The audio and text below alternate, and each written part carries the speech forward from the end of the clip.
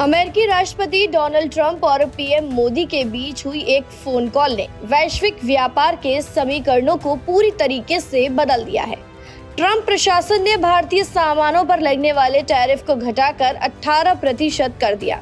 ये फैसला भारत के लिए एक बड़ी कूटनीतिक और आर्थिक जीत है, जिसने उसे अपने पड़ोसी प्रतिद्वंदियों पाकिस्तान, बांग्लादेश और चीन के मुकाबले कहीं ज्यादा मजबूत स्थिति में लाके खड़ा कर दिया है। ये सिर्फ एक व्यापारिक समझौता नहीं, बल्कि ड्रैगन यानी कि चीन को पछाड़कर भारत के वैश्विक मैन्युफैक्चरिंग हब बनने की दिशा में एक निर्णायक कदम है। अमेरिकी प्रशासन ने ये फैसला ऐसे समय में लिया है जब भारत में बजट सत्र चल रहा है, जहां विपक्ष इस पर सवाल उठा रहा है। वहीं कूटनीतिक गलियारों में इसे मोदी सरकार की सबसे बड़ी आर्थिक जीत माना जा रहा है। विशेषज्ञों का मानना है कि इस कटौती का सबसे सकारात्मक असर रत्न आभूषण और फार्मा क्षेत्र पर देखने को मिलेगा। अमेरिका भारतीय जेनरिक दवाओं और तराशे हुए हीरो का सबसे बड़ा खरीदार है। टैरिफ कम होने से इन उत्पादों की लागत घटेगी, जिससे अमेरिकी बाजार में इनकी मांग में भारी उछाल और आने की संभावना है। गौरतलब है कि भारत सरकार ने भी अपने बजट 2026 में चमड़ा और जूता उद्योग के कच्चे माल पर ड्यूटी कम की थी। अब अमेरिका द्वारा टैरिफ घटाने से सेक्टर का दोहरा फायदा होगा।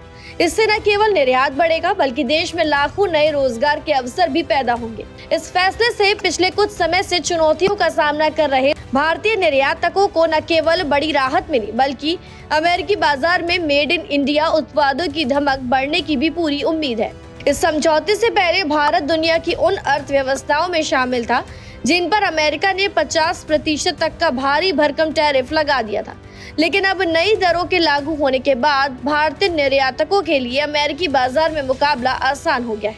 अब भारतीय सामान पर सिर्फ 18% टैरिफ लगेगा। वहीं पाकिस्तान को अब भी 19% शुल्क देना होगा। बांग्लादेश और श्रीलंका टेक्सटाइल हब होने के बावजूद इन देशों को 20% टैरिफ देना होगा। मैन्युफैक्चरिंग का गढ़ माने जाने वाले वियतनाम पर भी 20% टैरिफ है।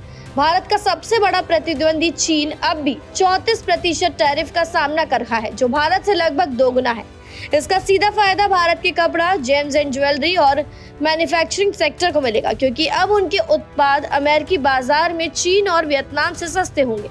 लेकिन ये राहत बिना शर्त नहीं आई है। ट्रंप ने social media platform truth social पर इस डील की पुष्टि करते हुए लिखा कि पीएम मोदी के प्रति सम्मान और दोस्ती के चलते हम टैरिफ घटाने पर सहमत हुए हैं।